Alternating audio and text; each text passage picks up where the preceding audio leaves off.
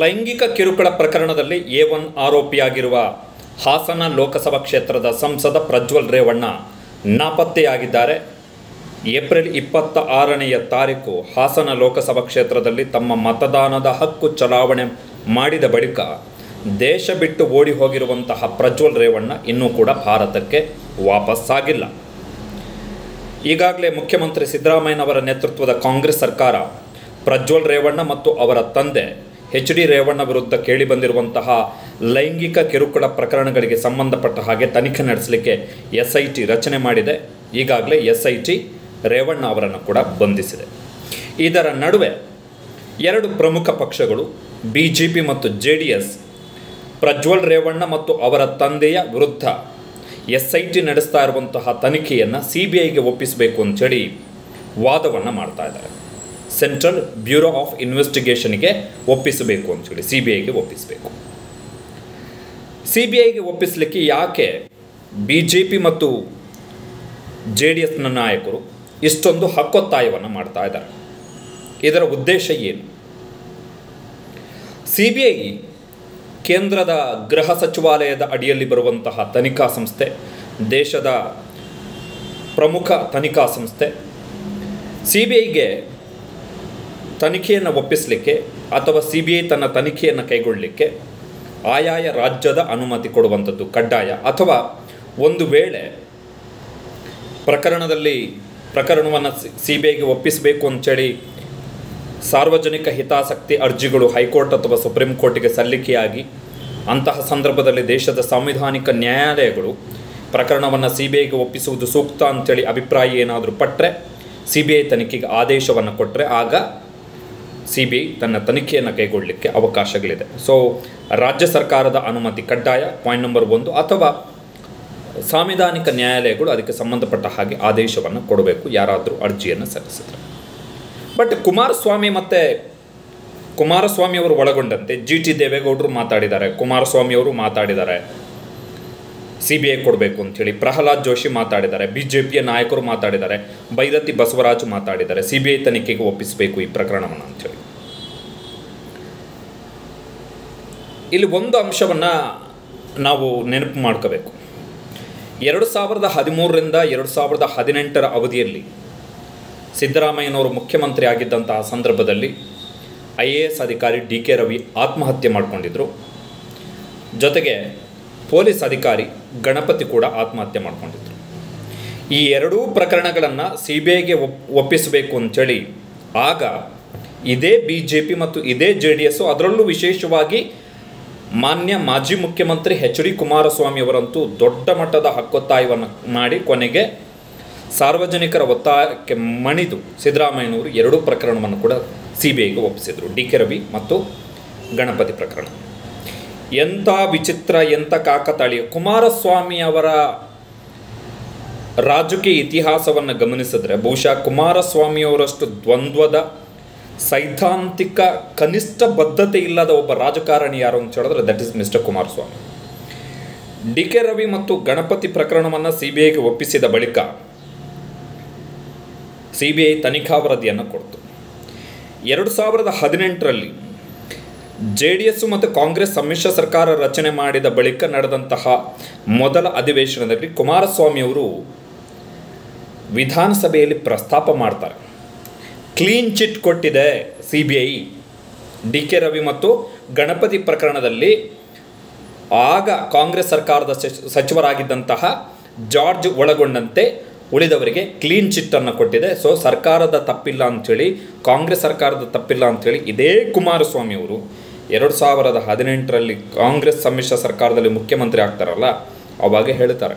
ಆ ವಿಡಿಯೋಗಳು ಇನ್ನೂ ಲಭ್ಯ ಇದೆ, ಯೂಟ್ಯೂಬ್ಗೆ ಹೋದರೆ ಸಿಗುತ್ತೆ. ಇದು ಕುಮಾರಸ್ವಾಮಿ 2018ರ ವಿಧಾನಸಭಾ ಚುನಾವಣೆಯವರೆಗೆ DK ರವಿ ಮತ್ತು ಗಣಪತಿ ಪ್ರಕರಣವನ್ನು ಮುಂದಿಟ್ಕೊಂಡು ಕುಮಾರಸ್ವಾಮಿಯವರು ಸಿದ್ದರಾಮಯ್ಯನವರನ್ನು ಟಾರ್ಗೆಟ್ ಮಾಡಿದ್ರು. ಯಾವಾಗ ಅಧಿಕಾರ ಸಿಕ್ತು ಕುಮಾರಸ್ವಾಮಿಯವರಿಗೆ, ಮುಖ್ಯಮಂತ್ರಿಯ ಗಾದಿ ಸಿಕ್ತು, ಆಗ ಅದೇ ಕುಮಾರಸ್ವಾಮಿಯವರು ಈ ಪ್ರಕರಣದಲ್ಲಿ CBI ಕ್ಲೀನ್ ಚಿಟ್ ಕೊಟ್ಟಿದೆ ಅಂತ ಹೇಳಿದ್ರು.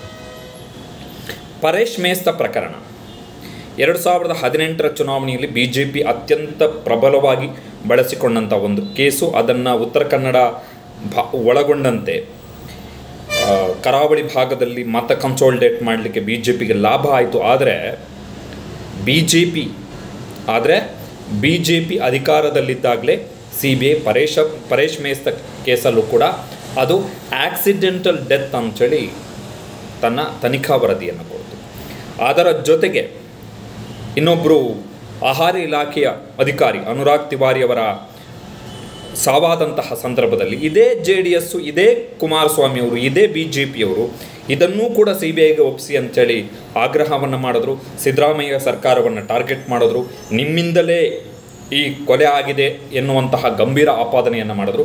ಆಗಲೂ ಕೂಡ ಆ ಪ್ರಕರಣವನ್ನು CBIಗೆ ಒಪ್ಪಿಸಿತು ಸಿದ್ದರಾಮಯ್ಯನವರ ಸರ್ಕಾರ. ಅದರಲ್ಲೂ ಕೂಡ ಸಿದ್ದರಾಮಯ್ಯನವರ ಸರ್ಕಾರಕ್ಕೆ ಕ್ಲೀನ್ ಚಿಟ್ ಸಿಕ್ತು CBI ಕಡೆಯಿಂದ.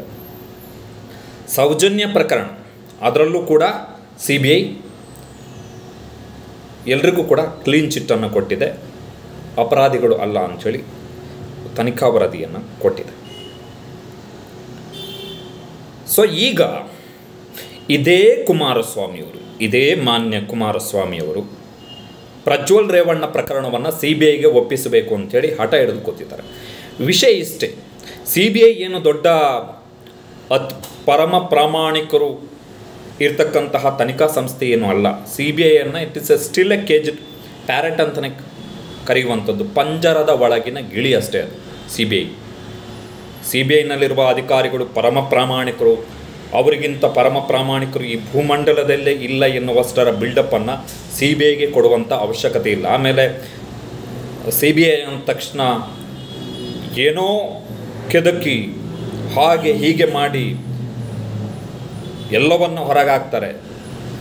ಸಿನಿಮಾಗಳಲ್ಲಿ ಅವುಗಳನ್ನು ನೋಡಲಿಕ್ಕೆ ಮಜಾ ಇರುತ್ತೆ, ಖುಷಿ ಇರುತ್ತೆ. ಬಿಟ್ಟರೆ CBIನಲ್ಲಿರುವಂಥ ಅಧಿಕಾರಿಗಳು ಕೂಡ ಪೊಲೀಸ್ ಅಧಿಕಾರಿಗಳೇ, ನಮ್ಮ ರಾಜ್ಯದಿಂದ ಹೋದಂಥವರೇ CBIನ ಮಹಾನಿರ್ದೇಶಕರು. So CBI is nothing but ಒಂದು ಪೊಲೀಸ್ ವಿಂಗ್ ಅಷ್ಟೇ. ಎಕ್ಸೆಪ್ಟ್ ಅವರಿಗೆ ತನಿಖೆಯ ವ್ಯಾಪ್ತಿ ಸ್ವಲ್ಪ ಅವಕಾಶ, ತನಿಖಾ ವ್ಯಾಪ್ತಿಯನ್ನು ವಿಸ್ತರಿಸಿಕೊಳ್ಳುವ ಅವಕಾಶ ಸ್ವಲ್ಪ ದೊಡ್ಡದಿದೆ ಅನ್ನೋದೊಂದು ಬಿಟ್ಟರೆ, ಈಗ ರಾಜ್ಯದ ಪೊಲೀಸರಾದರೆ ರಾಜ್ಯದ ಬೌಂಡ್ರಿಯ ಒಳಗಡೆ ಕೆಲಸ ಮಾಡಬೇಕಾಗತ್ತೆ. CBIಗೆ ಸ್ವಲ್ಪ ಅವಕಾಶಗಳು ಜಾಸ್ತಿ ಇದೆ ಅನ್ನೋದು ಬಿಟ್ಟರೆ, CBI ಏನು ಪರಮ ಪ್ರಾಮಾಣಿಕರ ತನಿಖಾ ಸಂಸ್ಥೆ CBI. DK ರವಿ ಕೇಸಲ್ಲಿ ಏನಾಯಿತು, ಗಣಪತಿ ಕೇಸಲ್ಲಿ ಏನಾಯಿತು, ಸೌಜನ್ಯ ಕೇಸಲ್ಲಿ ಏನಾಯಿತು, ಪರೇಶ್ ಮೇಸ್ತಾ ಕೇಸಲ್ಲಿ ಏನಾಯಿತು, ಅನುರಾಗ್ ತಿವಾರಿ ಕೇಸಲ್ಲಿ CBI ಏನು ತನಿಖಾ ವರದಿಯನ್ನು ಕೊಟ್ಟಿದೆ ಅಂತೇಳಿ ಕುಮಾರಸ್ವಾಮಿಯವ್ರಿಗೂ ಕೂಡ ತುಂಬ ಚೆನ್ನಾಗಿ ಗೊತ್ತಿದೆ, BJPಯವ್ರಿಗೂ ಕೂಡ ಚೆನ್ನಾಗಿ.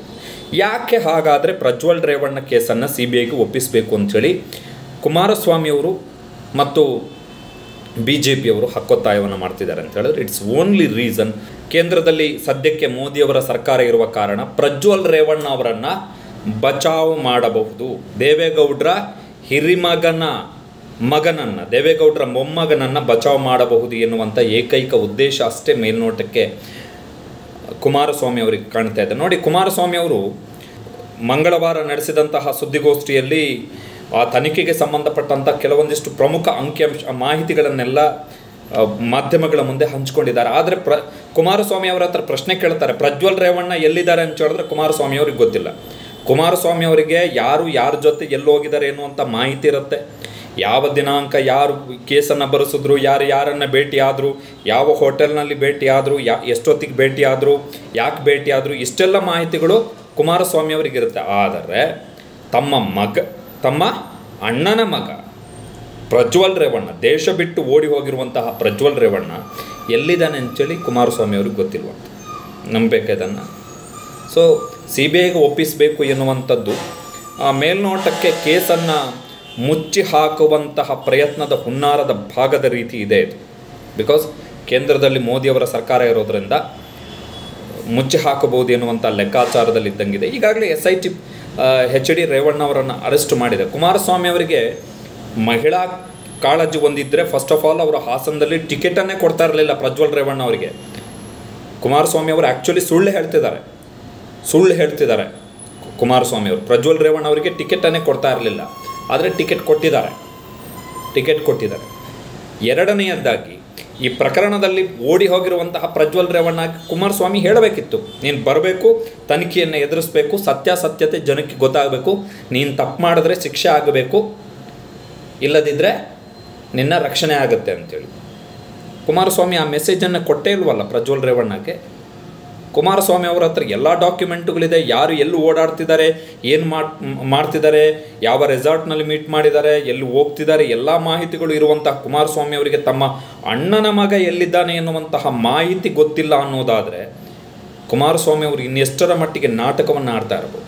ಆಮೇಲೆ ಈ ಪ್ರಕರಣದಲ್ಲಿ ವಿಚಿತ್ರ ಅಂತ ಅನಿಸಿದ್ದು ನನಗೆ, ಈ ಪ್ರಕರಣದಲ್ಲಿ ವಿಡಿಯೋ ಸೋರಿಕೆ ಆಯಿತು ಎನ್ನುವಂಥದ್ದನ್ನೇ BJP ಮತ್ತು JDSನ ನಾಯಕರು GT ದೇವೇಗೌಡರು ಈಗ ಇವತ್ತೇನೋ JDSನ ಮಹಿಳಾ ಘಟಕದವರು ಮಹಿಳಾ ಆಯೋಗಕ್ಕೆ ಹೋಗಿ ದೂರನ್ನು ಕೊಡ್ತಿದ್ದಾರಂತೆ. ವಿಡಿಯೋ ಲೀಕ್ ಆಗಿದೆ. ವಿಡಿಯೋ ಲೀಕ್ ಆಗದೆ ಹೋಗಿದ್ದರೆ ಪ್ರಜ್ವಲ್ ರೇವಣ್ಣ ಮತ್ತು ಅವರ ತಂದೆ ಮಾಡಿದಂಥ ಅನಾಚಾರಗಳು ಜನರಿಗೆ ಗೊತ್ತೇ ಆಗ್ತಾ ಇರಲಿಲ್ಲ, ಮುಚ್ಚಿ ಹೋಗ್ತಾ ಇತ್ತು. BJPಯ ಮುಖಂಡ ದೇವರಾಜೇಗೌಡ ಅವರ ಬಳಿ ವಿಡಿಯೋಗಳಿದ್ದಾಗ್ಯೂ ಕೂಡ ಅದು ಮುಚ್ಚಿ ಹೋಗ್ತಾ ಇತ್ತು. ಈ ವಿಡಿಯೋಗಳು ಬಹಿರಂಗ ಆಗಿದ್ದಕ್ಕೆ ಈಗ ಪ್ರಜ್ವಲ್ ರೇವಣ್ಣ ದೇಶ ಬಿಟ್ಟು ಓಡಿ ಹೋಗಿರೋದು, HD ರೇವಣ್ಣ ಅರೆಸ್ಟ್ ಆಗಿರೋದು, ಇವರು ಮಾಡಿದಂತಹ ಪಾಪಕೃತ್ಯಗಳು ಜನಸಾಮಾನ್ಯರಿಗೆ ಗೊತ್ತಾಗಿರುವಂಥದ್ದು. ಜನಸಾಮಾನ್ಯರು ಇವರಿಬ್ಬರಿಗೂ ಕೂಡ ಶಿಕ್ಷೆ ಆಗಬೇಕು ಅಂತೇಳಿ ಒತ್ತಾಯ ಮಾಡ್ತಾ ಇರುವಂಥದ್ದು. ಸೊ JDSನ ಮಹಿಳಾ ಘಟಕದವರ ಆಸಕ್ತಿ ಇರಬೇಕಾಗಿದ್ದು ಆ 374 ಮಂದಿಯನ್ನು ಲೈಂಗಿಕವಾಗಿ ಬಳಸಿಕೊಂಡು ಅವ್ರ ಮೇಲೆ ದೌರ್ಜನ್ಯವನ್ನು ಎಸಗಿದ್ರಲ್ಲ ಪ್ರಜ್ವಲ್ ರೇವಣ್ಣ, ಅವರಿಗೆ ಶಿಕ್ಷೆಯನ್ನು ಕೊಡಿಸುವುದರಲ್ಲಿ ಮುತುವರ್ಜಿಯನ್ನು ವಹಿಸಬೇಕೇ ಹೊರತು JDSನ ಮಹಿಳಾ ಘಟಕದವರು, JDSನ ಕಾರ್ಯಕರ್ತರು ಹೋಗಿ ಪ್ರತಿಭಟನೆ ಮಾಡ್ತಾ ಇದ್ದಾರೆ DK Shivakumar, which has no meaning at all. JDSನ ಕೆಲವು ಮಂದಿ ಕರ್ನಾಟಕದ ಶಾಲ್ ಹಾಕ್ಕೊಂಡು ಪ್ರತಿಭಟನೆ ಮಾಡ್ತಿದ್ದಾರೆ ಮೊನ್ನೆ HD ರೇವಣ್ಣ ಅವರನ್ನು ಬಂಧನ ಮಾಡಿದ್ದಕ್ಕೆ. ವಿಚಿತ್ರ ಅಂತ ಅನಿಸ್ತು. HD ರೇವಣ್ಣ ಅವರನ್ನು ಬಂಧನ ಮಾಡಿದ್ದಕ್ಕೆ ಕೆಲವರು ಕನ್ನಡದ ಶಾಲನ್ನು ಹಾಕಿ ಪ್ರತಿಭಟನೆ ಮಾಡಿದ್ದಾರೆ, ಬಂಧಿಸಬಾರ್ದಿತ್ತು ಅಂಥೇಳಿ. ಏನು ಹೇಳೋಣ ಇವರಿಗೆಲ್ಲ. ಸೊ ಕುಮಾರಸ್ವಾಮಿ ಅವರು ಡೈವರ್ಟ್ ಮಾಡಲಿಕ್ಕೆ ಪ್ರಯತ್ನ ಮಾಡ್ತಿದ್ದಾರೆ. ಇಡೀ ಕೇಸನ್ನು ಕುಮಾರಸ್ವಾಮಿ ಅವರು BJP ಅವರು ಕೂಡ ವಿಡಿಯೋ ಲೀಕ್ ಅಂಥೇಳಿ ಡೈವರ್ಟ್ ಮಾಡಲಿಕ್ಕೆ ಪ್ರಯತ್ನ ಮಾಡ್ತಿದ್ದಾರೆ. It's not about video leak. ಈ ವಿಡಿಯೋ ಲೀಕ್ ಆಗಿದ್ದ ಕಾರಣಕ್ಕೋಸ್ಕರ ಪ್ರಜ್ವಲ್ ರೇವಣ್ಣ ಮತ್ತು ಅವರ ತಂದೆ ತಮ್ಮ ಪಾಳೆಗಾರಿಕೆಯ ಮನಸ್ಥಿತಿ, ತಮ್ಮ ಅಧಿಕಾರದ ಸೊಕ್ಕು ಮತ್ತು ಅಹಂಕಾರದಿಂದ ಎಸಗಿದಂತಹ ದೌರ್ಜನ್ಯ ಬಯಲಾಗಿದೆಯೇ ಹೊರತು ಒಂದು ವೇಳೆ ವಿಡಿಯೋ ಸೋರಿಕೆ ಆಗದಿದ್ದರೆ ಈ ದೌರ್ಜನ್ಯ ಬಯಲಾಗ್ತಾ ಇರಲಿಲ್ಲ. ಆ 374 ಮಂದಿ ಯಾರನ್ನು ಪ್ರಜ್ವಲ್ ರೇವಣ್ಣ ಅವರು ತಮ್ಮ ಕಾಮ ತೃಷೆಗಾಗಿ ಬಳಸ್ಕೊಂಡ್ರು, ಅವರಿಗೆ ನ್ಯಾಯ ಸಿಗಲಿಕ್ಕೂ ಕೂಡ ಅವಕಾಶಗಳೇ ಇರ್ತಿರಲಿಲ್ಲ. ಇದು ಮುಚ್ಚಿ ಹೋಗ್ತಾ ಇತ್ತು. ಸೊ ಕುಮಾರಸ್ವಾಮಿ ಅವರು CBIಗೆ ಒಪ್ಪಿಸಿ ಅಂಥೇಳಿ ಹೇಳ್ತಿರುವಂತಹ ಕಾರಣ ಒಂದೇ, ಪ್ರಜ್ವಲ್ ರೇವಣ್ಣ ಮತ್ತು ರೇವಣ್ಣ ಅವರನ್ನು ಸೇವ್ ಮಾಡೋಣ, ಬಚಾವ್ ಮಾಡೋಣ. ಹೇಗಿದ್ದರೂ CBI ಮೋದಿ ಸರ್ಕಾರ ಹೇಗೆ ಹೇಳುತ್ತೆ ಹಾಗೆ ತಾಳಕ್ಕೆ ತಕ್ಕ ಕುಣಿಯುವಂತಹ ಸಂಸ್ಥೆ ಆಗಿರೋದ್ರಿಂದ ಒಂದು ಲೆಕ್ಕಾಚಾರ ಈ ಥರ ಮಾಡಿದ್ರೆ ಹೇಗೆ ಅಂಥೇಳಿ.